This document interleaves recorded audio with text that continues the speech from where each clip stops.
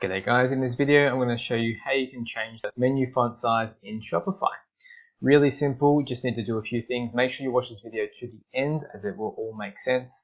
First you need to log into your account. So once you're in your account, go to your online store in the left hand side here.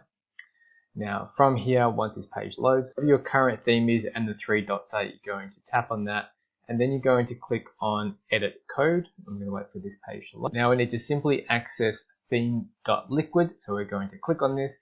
If you can't see this, you can type it into the search here and then that should bring it up.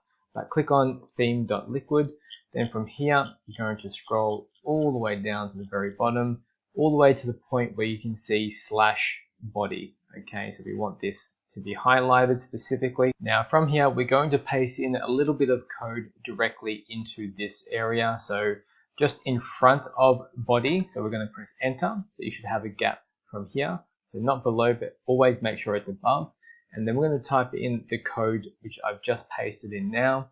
This is going to be in the link in the description below or directly in the description below. Now the two main differences between these, you've got 18 pixels and then you've also got 12 pixels, which is over here. This one is for your desktop and this one here is for your phone.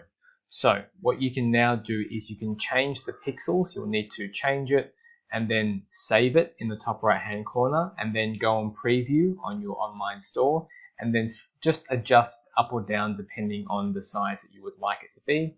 And then the same thing for the phone. Obviously you need to make sure you're viewing it on the phone for it to reflect the actual true size and not on the desktop. As a very quick example, we currently have it set to 18 and then this is currently my menu at the moment.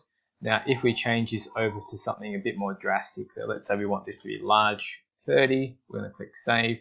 And then in the top right hand corner, we're going to refresh the store. And there you can see it's larger. That is all. If you found this helpful, make sure you like and subscribe.